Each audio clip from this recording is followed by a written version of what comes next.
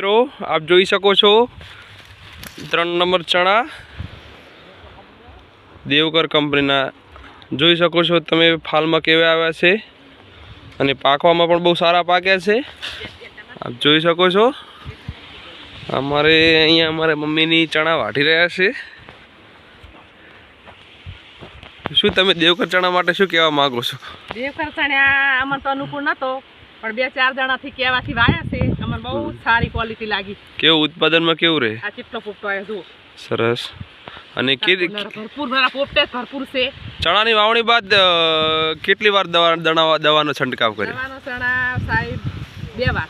બરાબર। કઈ દવાનો છંટકાવ કર્યો? ઈયોળાનો। હા બરાબર, સાગરિકા ને ઈયોળ ને એમ ને?